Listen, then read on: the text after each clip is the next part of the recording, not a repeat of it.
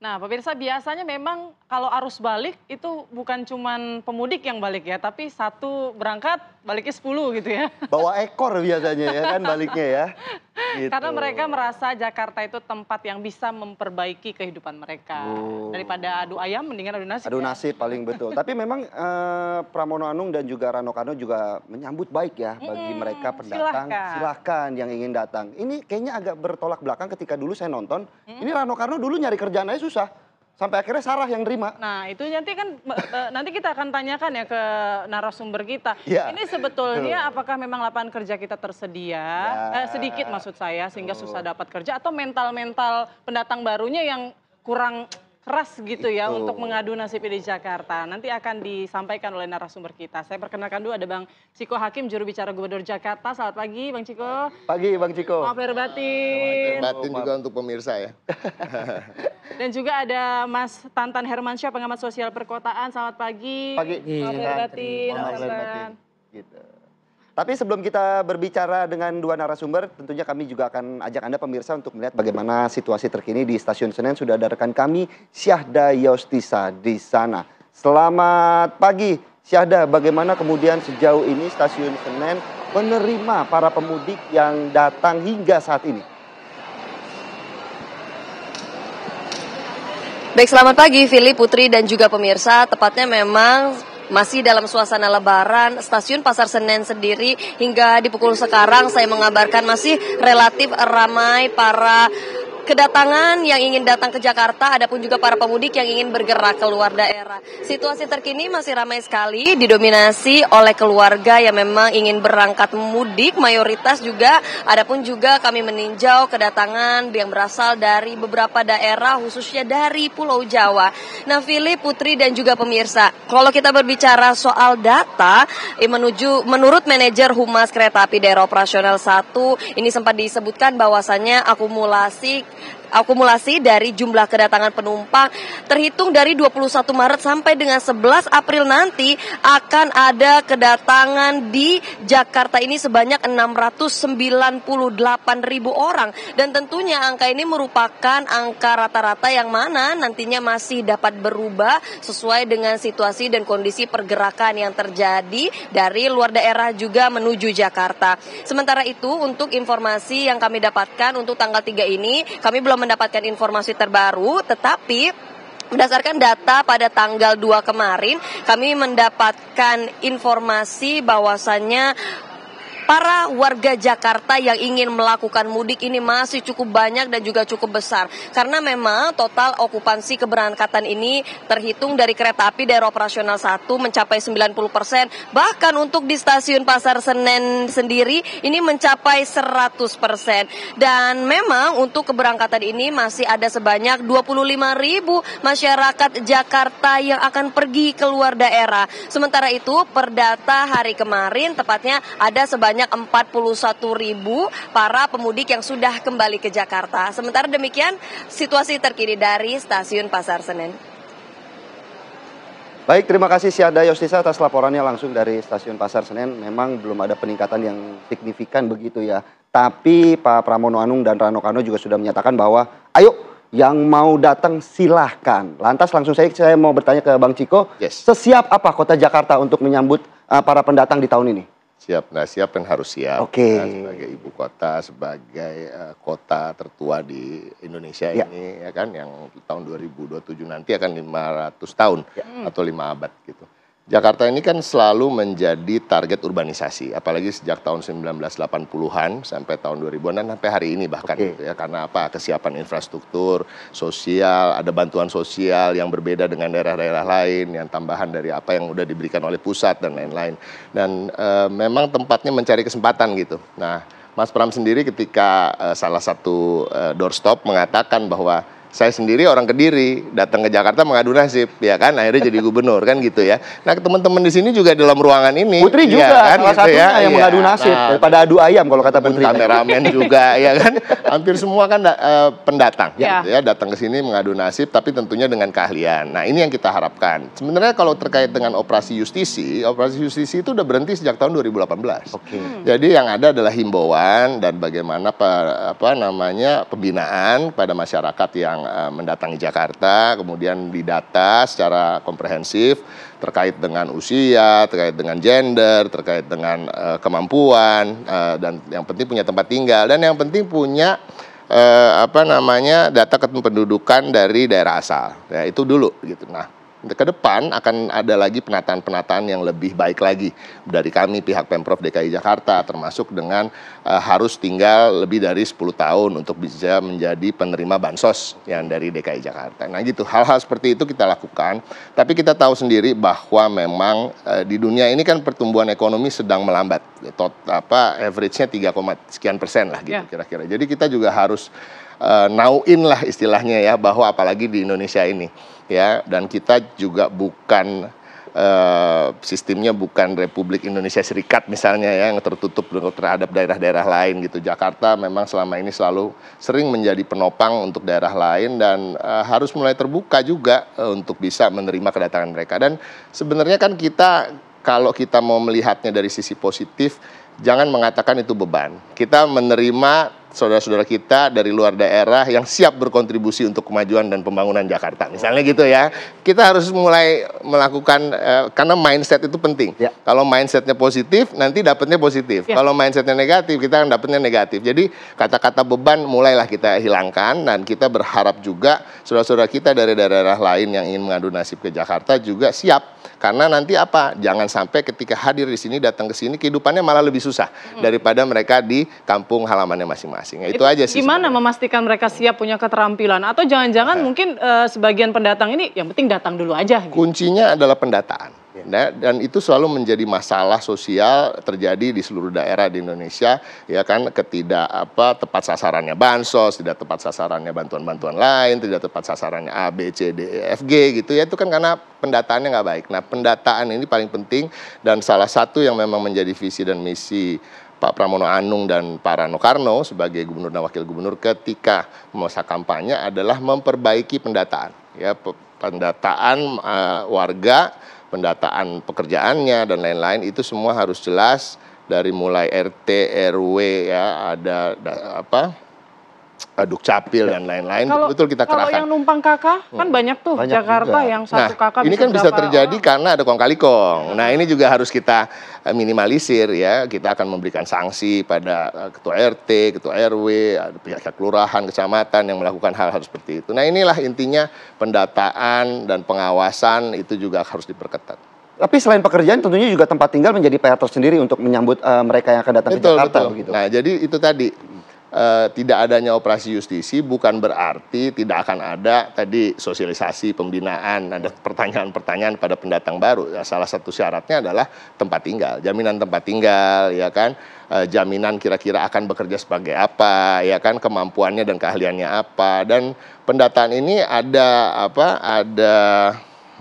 benchmarknya, ada beberapa ukuran-ukuran yang telah kita siapkan. Kalau mau nunggu saya akan bacain ya apa aja yang menjadi pertanyaan-pertanyaan terkait dengan apa yang nanti. Nah nih satu ya, pertama jenis kelamin ya, dashboardnya nih, persentase pendidikan SLTA ke atas dan SLTA ke bawah dicek, persentase asumsi penghasilan berdasarkan jenis pekerjaan, rasio jenis kelamin, persentase tujuan ke RW kumuh berdasarkan Pergub nomor 90 tahun 2018. Usia anak, usia produktif, usia lansia, piramida penduduk kota, kabupaten, kecamatan, kelurahan tujuan kedatangan di Jakarta, top 10 kota, kabupaten asal kedatangan, pendidikan pendatang, dan top 10 pekerjaan pendatang. Ini kita data dan kita sesuaikan dengan kesiapan-kesiapan yang ada di Jakarta itu. Oke, nah kalau kesiapan keterampilan tadi sudah dipastikan misalnya nih Mas Tantan, tapi lapangan kerjanya gimana nih? Kita tahu ya sekarang itu PHK di mana-mana gitu, orang susah banget cari kerja. Nah Jakartanya sendiri siap nggak buat menampung para pendatang? Terima kasih. Kita urut dulu ya dari awal. Kata-kata beban itu saya kira harus dihilangkan, apalagi kalau dinyatakan oleh seorang menteri ya. Menteri Republik Indonesia loh, bukan jubir Jakarta. Kalau Mas Ciko yang bilang sih mungkin layak ya. Ini mah buat se-Indonesia gitu. Malah Jakartanya juga malah siap begitu ya. Ya itu. Yang kedua, itu para pemudik yang katanya beban dalam tanda petik tadi. Untuk bisa datang ke Jakarta itu, mereka rela jual aset loh. Mereka tidak minta diongkosin oleh Pak Menteri, tidak diongkosin oleh, mereka betul-betul mandiri. Dan saya kira memang mereka juga punya perspektif tentang kata mengadu nasib di Jakarta itu. Terus yang ketiga, kita juga tidak boleh menghilangkan anak daerah yang pengen tahu ibu kotanya. Jadi imajinasi tentang kesuksesan, kemajuan itu kan kadang-kadang terinspirasi oleh banyak hal ketika dia tiba di sebuah tempat. Hal-hal yang seperti ini saya kira ketika berkonfirmasi dengan apa yang dinyatakan oleh Pak Gubernur secara inklusif, Jakarta milik semua. Silahkan datang, bahwa nanti masuk ke dalam seperti apa, nah itu harus diatur. Apa yang disampaikan oleh Mas Ciko tadi itu sangat relevan. Memang yang penting diatur, bukan dilarang. Toh Jakarta bukan milik orang Jakarta doang kok. Saya orang Garut ya, ke Jakarta juga nggak ada masalah. Saya kira orang Papua masa ke Jakarta ngadu nasib, karena siapa tahu justru di sini dia beruntung, justru di sini dia dapat keberkahan dari kehidupan yang lebih layak begitu ya. Nah, mengenai apakah proses kesiapan begini, ada sebuah teori dasar ya dalam pelajaran demografi itu seperti setiap ada orang masuk ke sebuah wilayah itu biasanya jumlah yang keluarnya juga mirip. Jadi misalnya di Jakarta tersedia 1 juta kesempatan tenaga kerja, itu yang masuk itu misalnya 1,2, tetapi yang keluar juga ada 200 gitu. Maka biasanya tetap aja akan menemukan titik imbang. Jadi nggak perlu takut menurut saya kalau kita mau ke Jakarta. Oh, di Jakarta kita akan mengerjakan apa? Akan ada, karena itu sudah titik imbangnya itu udah lama dihitung oleh para ahli gitu. Dan biasanya akhirnya menemukan juga ada orang yang Jakarta sudah bosan kerja gitu ya, akhirnya saya pulang kampung bawa aset. Itu kan harus diganti. Ada yang pensiun, ada yang tua, ada yang apa.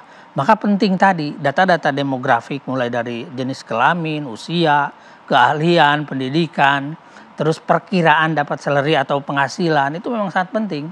Tetapi Jakarta memang ya ketika orang datang ke sini ribuan bawa uang berapapun gitu, itu kan dipakai belanja, nanti multiplier efeknya apa? Itu sangat besar secara ekonomi. Maka kalau Jakarta tetap menjadi tujuan urbanisasi dari kampung itu karena memang make sense secara banyak hal gitu. Tapi kan di momen sekarang mungkin kalau kita melihat di tahun ini ya Mas Tantan ya, bagaimana kemudian fenomena PHK juga begitu besar. Apakah kemudian di tahun ini sangat pantas ataupun sangat berimbang ketika orang ingin beradu nasib di Jakarta dengan kondisi PHK yang terjadi di mana-mana? Mas Tantan, tapi dijawabnya sesaat lagi ya. Tetaplah di Apa Kabar Indonesia Pagi pemirsa.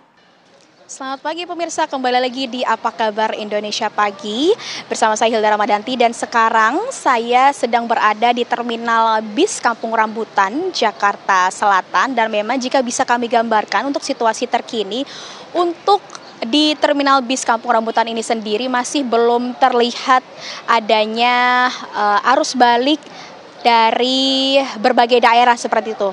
Dan memang jika bisa kami gambarkan juga pemirsa TV One, di belakang saya ini merupakan bis-bis yang akan berangkat untuk arus mudik di daerah Jawa Barat.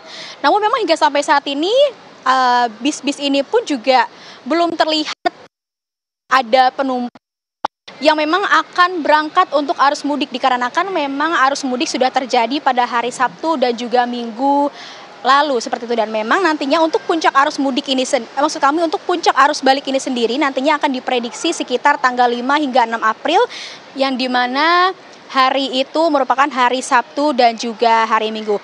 Dan untuk bagi para pemudik yang baru saja datang ataupun perantau yang baru saja datang ke Jakarta, memang kami belum tahu adanya pengunjung yang baru datang ataupun para pemudik yang dari kampungnya ke Jakarta, dikarenakan memang puncak arus balik nantinya akan terjadi pada tanggal 5 hingga 6 April mendatang. Dan jika bisa kami tarik ataupun kita gambarkan, menurut data sekitar pukul 14 waktu Indonesia Barat kemarin ini sekitar ada 1.065 penumpang yang tiba dengan 95 bus. Nah, sementara demikian kembali ke studio Philip dan juga Putri. Baik, terima kasih Hilda Ramadanti atas laporannya langsung dari Terminal Kampung Rambutan yang ternyata terpantau masih sepi gitu ya para pendatang di sana. Dan kembali melanjutkan perbincangan kita tadi, dan pertanyaan saya masih menggantung ke Mas Tantan begitu ya, bahwa sejauh ini kan Jakarta menjadi salah satu fenomena yang sedang populer adalah PHK yang di mana-mana begitu. Apakah kemudian Jakarta masih menjadi berlian bagi para pendatang untuk mengadu nasib di sini? Oke, logika sederhananya gini. Pertama, lebih banyak yang di PHK di luar Jabodetabek ya, di luar Jakarta maksud saya. Dan itu menyebar, kita lihat beberapa pabrik di Tangerang, di Karawang, di Subang ya, dan beberapa. Itu satu. Yang kedua, Jakarta itu kalau tidak lagi menjadi harapan bagi mereka gitu, itu terus akan jadi apa gitu. Dan mereka harus kemana? Yang di daerah saja yang ekonominya lebih rendah ya, daya belinya lebih di bawah, UMR-nya jauh lebih di bawah lagi, sudah mengalami PHK massal seperti itu. Kalau tidak di Jakarta kemana lagi? Jadi Jakarta itu bukannya simbol tempat mencari pekerjaan, tapi juga simbol bahwa satu-satunya harapan terakhir jantung Republik ini. Kalau saya kemudian di daerah sudah tidak memiliki harapan, ya ke Jakarta. Entah jadi apa, entah mungkin dapat pekerjaan yang berbeda yang tidak pernah dia kerjakan sebelumnya, atau mungkin mendapatkan kesempatan meski sekedar jualan nasi uduk mungkin di usaha begitu ya, bisa dibilang salah satunya. Dan sebagainya. Kenapa? Karena memang Jakarta secara sosiologis masyarakatnya beragam, bisa menerima dari banyak hal, dari jenis makanannya juga banyak, dari jenis usahanya juga banyak, dari jenis peluangnya banyak. Maka itulah fungsi jantung gitu. Oke. Kalau dia tidak berfungsi lagi gimana? Kan balik lagi yang di pabrik-pabrik yang di daerah-daerah yang ditutup. Tapi kan mungkin bukan mereka kali ya yang akan menjadi pendatang baru. Mengingat Jakarta sendiri sebetulnya kan bukan kawasan pabrik begitu ya. Hanya sedikit begitu. Nah, bidang apa mungkin yang bisa paling tidak ya pendatang ini punya harapan lah kalau di Jakarta mau ngapain gitu.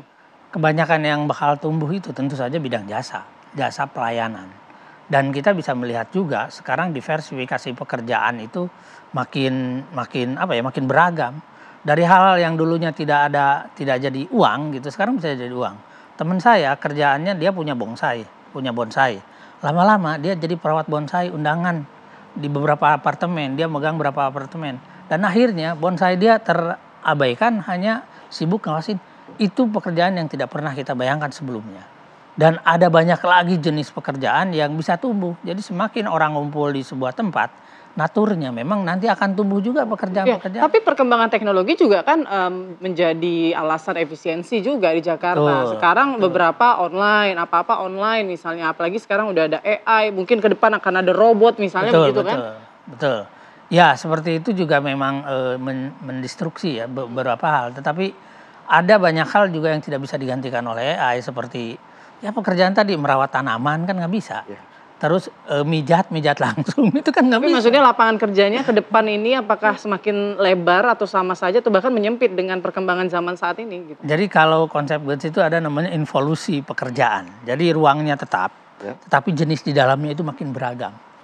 Itu udah diketemukan dari tahun 60 model begitu. Dan saya kira teori itu masih relevan dengan fenomena hari ini ketika banyak sekali tumbuh pekerjaan-pekerjaan baru yang tidak pernah kita bayangin sebelumnya. Pernah dengar nggak ada jasa screenshot salah satu handphone?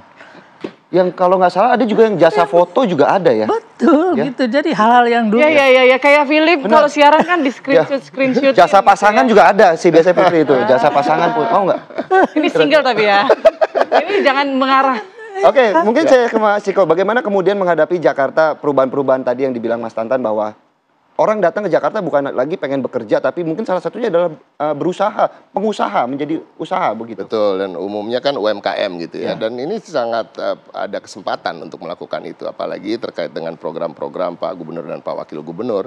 Kita punya program Job Fair misalnya ya, yang dilaksanakan di setiap kecamatan per 3 bulan, itu satu. Yang kedua terkait dengan tadi yang mau jadi pengusaha, entrepreneur atau UMKM. Jakarta ini akan lebih dihidupkan lagi menjadi kota yang hidup 24 jam. Sebagai kota metropolitan, sebagai kota yang apalagi kita ingin mengangkat ranking Jakarta menjadi top 50 kota global di seluruh dunia. Yang sekarang kita di ranking 70-an gitu. Sekarang harus naik ke targetnya ke 50. Dan salah satunya apa ya? Kita harus banyak menerima kunjungan-kunjungan wisatawan asing ya. Festival-festival harus banyak dilakukan, festival internasional ya kan, akan juga dilaksanakan pertandingan-pertandingan sports internasional. Kemudian aktivitas keuangan juga 30% harus berada di kota ini dan lain-lain. Artinya apa? Itu semua juga akan menarik dan menciptakan lapangan-lapangan kerja baru. Ya, kalau kita bicara soal menghidupkan Jakarta menjadi kota yang lebih 24 jam atau lebih hidup sampai malam lagi, Pak Gubernur juga sudah akan membuat beberapa taman di Jakarta ini untuk buka sampai 24 jam. Artinya apa? UMKM tentunya akan ada di situ untuk hidup kembali. Jadi sebenarnya banyak. Kalau kita bicara soal tadi sebagai kota jasa, saya setuju. Tapi yang kedua, kita tahu kok Jakarta pengembang ini kan juga banyak melakukan pembangunan-pembangunan, ya kan? Apalagi DKI Jakarta sendiri sebagai kota, kita juga akan melakukan banyak pembangunan terkait transit oriented development, ya, bagaimana membangun rumah susun yang berdekatan. Itu untuk tempat tinggal ya? Kalau untuk lapangan kerja, apa? Pelatihan keterampilan gitu? Iya, pelatihan keterampilan dilakukan di setiap kecamatan juga dilakukan. Tapi kan tadi ketika kita melakukan pembangunan, artinya apa? Artinya kan pekerjaannya juga dibutuhkan. Jadi pekerja di bidang konstruksi juga masih sangat dibutuhkan di Jakarta. Kita jalan-jalan kemana-mana ada pengembang baru kok, membangun apa ya kan, apartemen. Bang Ciko, tapi kalau operasi justisi kan nggak ada, hanya mungkin pendataan-pendataan. Nah itu berarti filternya nanti gimana? Kalau misalnya sudah dilatih, tapi tidak bisa perform juga, atau misalnya sudah disediakan rusun, masih bangun bangunan liar misalnya, tindakan tegasnya gimana? Kalau bangunan liar ya kita harus tetap menegakkan aturan. Nah kalau yang tidak bisa kerja itu misalnya? Yang tidak bisa bekerja, ya gini loh. Tapi kan itu hanya akan bisa diminimalisir ketika dia punya kemampuan. Ya, kita nggak bisa 100% betul-betul menghilangkan tadi ekses-ekses yang negatif tadi. Nggak mungkin dimanapun ya. Tetapi kita bisa meminimalisir kejadian seperti itu. Itu aja. Jadi filternya gimana untuk biar tahu ini memang bakalan... Filternya tetap ya artinya apa? Ya RT RW, artinya perangkat-perangkat pemerintahan sampai ke tingkat RT. Itu harus betul-betul pendataannya betul-betul clear, ya, tidak terkooptasi, ya, nggak ada kong-kali-kong, ya kan, satu kakak isinya 20 orang,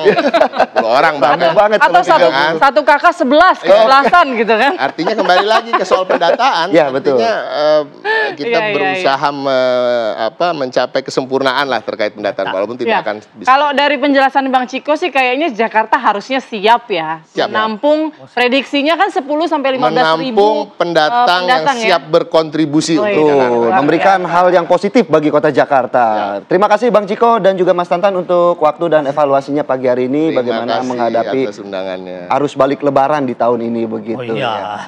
Oke, selamat pagi dan sukses selalu. Sukses selalu.